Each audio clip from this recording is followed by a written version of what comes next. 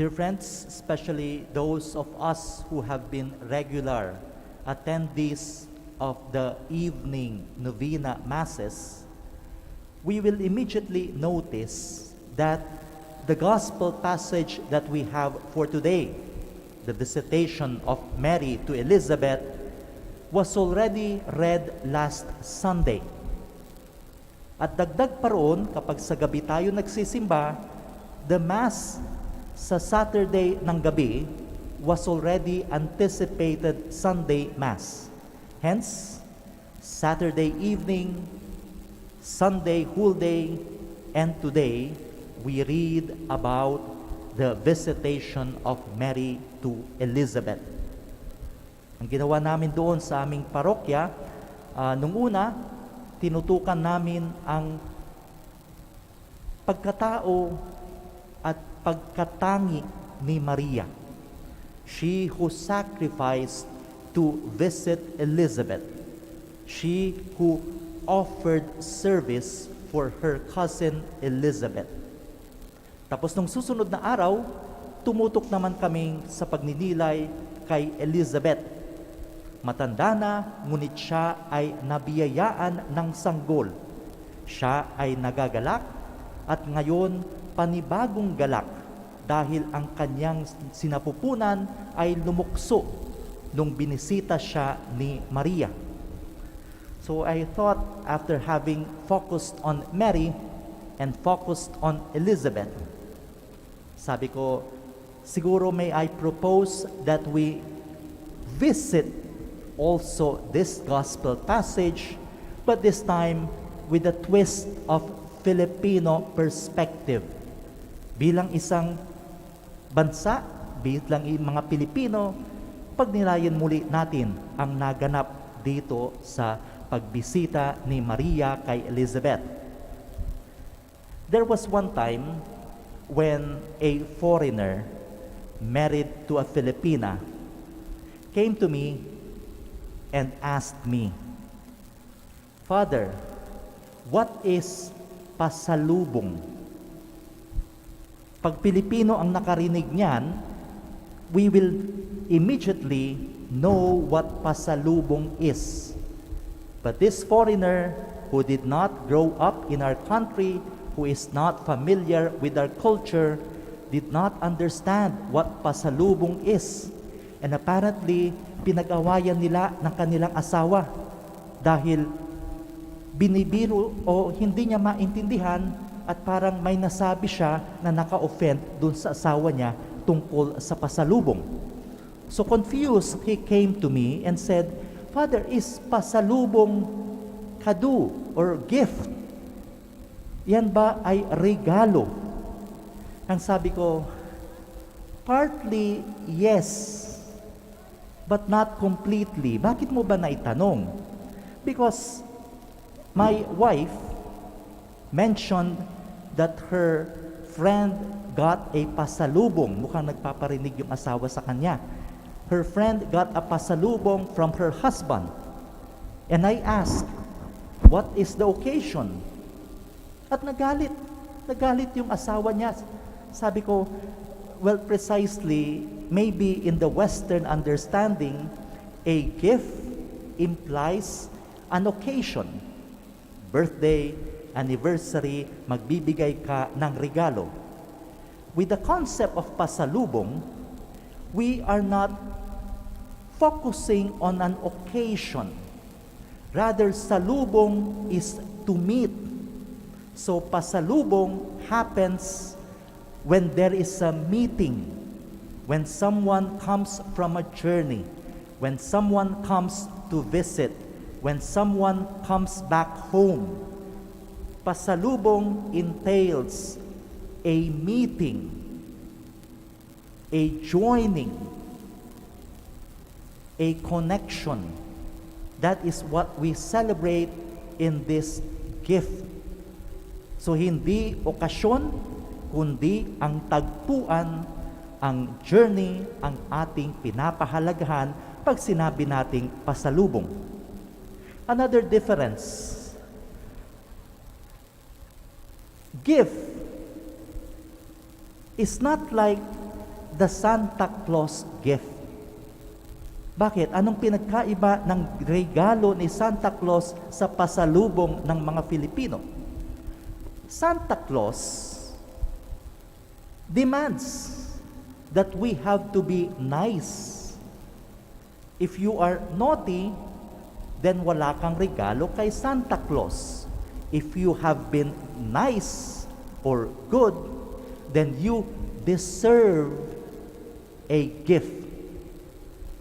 You merit a gift. May ginawa ka para deserving sa isang regalo. Karapatan mo na yan kasi ginawa mo yung parte mo. Pasalubong is not quite something that we deserve. Hindi sasabihin ng tatay pag uwi niya, may dala siyang pansit, o yung dalawang anak ko na naging mabait, sila lang ang kakain ng aking pasalubong. Yung isa kong anak, dahil naging pasaway ka, hindi ka kakain ng aking pasalubong. No. Rather than focusing on the merits of the recipients, the focus of the pasalubong is the generosity of the giver. Ang kanyang kabaitan, ang kanyang pag-aalala sa kanyang pamilya, ang kanyang kagalakan, ang kanyang pagbibigay. Does that mean that we can be selfish? That we can be bad in order to receive pasalubong? Not quite. Kasi mahihiya ka rin naman na kung yung tatay mo na nagpapagod, yung nanay mo na nahihirapan, ay magtatabi pa rin ng sahod para makapag-uwi ng pasalubong, abay gugustuhin din natin para lubos ang kagalakan na yung kanilang daratnan naging mabait, yung kanilang daratnan sa abot ng kanilang makakaya ay tatanggap ng kaaya-aya sa pasalubong na dala ng kanilang mga magulang. So pasalubong does not entail an occasion. Pasalubong rather speaks of a journey, and pasalubong is not something we deserve, but rather pasalubong is a gift from the giver. Borrowing from that Filipino culture, let us once again read what happened to Mary and Elizabeth. Elizabeth said, "How can this be that the mother of my Lord should come to me?" Nakakagulat to kasi mas matanda si Elizabeth kay Mary. Hindi sasabihin ng mas matandang pinsan, bakit kaya ako binibisita ng aking batang pinsan? In fact, it is required or expected in the culture that the younger generation will assist those who are older than them, especially during the time of childbirth. So hindi dapat nagulat si Elizabeth sa pagdating ni Maria. Pero may naramdaman si Elizabeth na kakaiba. Lumukso ang sanggol sa kanyang tiyan. And right then and there, Elizabeth knew that she was not just Mary, her younger cousin. How can this be that the mother of my Lord should come to me? I do not deserve this. I am part of sinful humanity. I join the pains of people. I join the longing of people. Sino ba naman ako sa dami ng Israelita?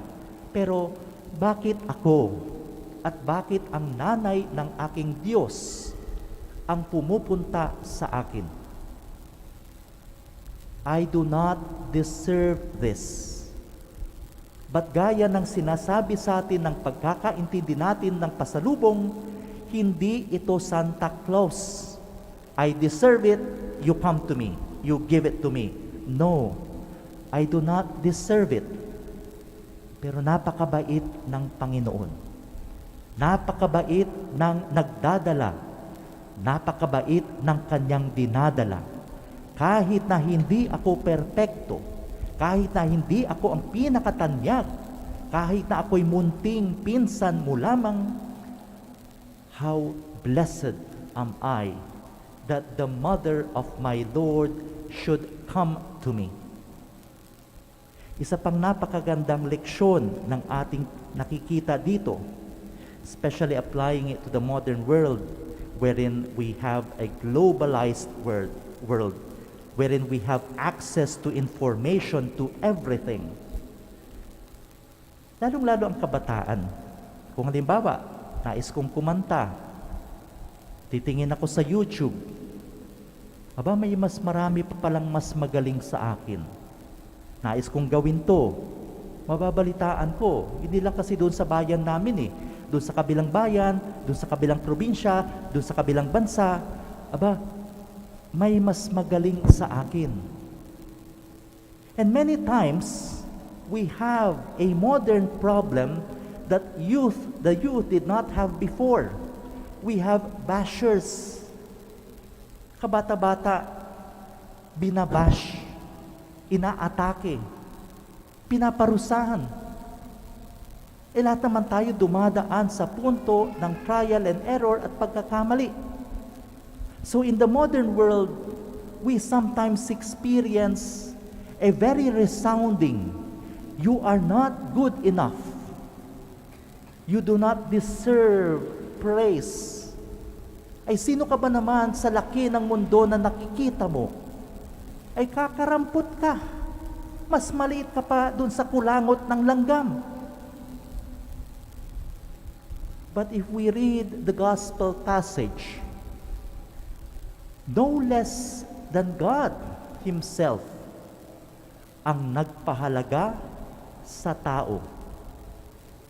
So much so na ang anak ng Diyos nagkatawang tao to tell each and every one of us, natatangi ka sa mata ng Diyos. Bibisitahin ka ng ina ng Diyos. Pinapahalagahan ka para ipadala sa iyo as pasalubong kahit na hindi natin deserve, kahit na hindi natin pinagtrabahuan, kahit na hindi tayo sumusunod sa standards ng isang Santa Claus. In our littleness, in our frailty, binibisita tayo ng ina ng Diyos, dala ang anak ng Diyos. Let that be the resounding lesson of Mary and Elizabeth to us tonight. We are precious in the eyes of God. We are striving with the assistance and loving guidance of God. We have a life similar to the life honored by the Son of God. Kapag ganito ang pananaw at alam natin na Diyos ang gumagabay sa atin, Diyos ang pasalubong ni Maria sa atin, I think Filipinos best understand that mentality brings out the best in us. Kapag uuwi si tatay, mag-aayos tayo para pagdating ng pansit, magsasalo-salo tayo bilang isang pamilya, masaya, binibiyayaan, nagsosuportahan. We do not live by bashers. We do not live by negativity. We live by the visit of the Mother of God to our homes. We live by the presence of the Son of God in our homes. We live only by the standards of God's mercy, love, forgiveness, and presence among us. Let us all stand. We glorify our Savior who chose the Virgin Mary for His mother and likewise entrusted us to her maternity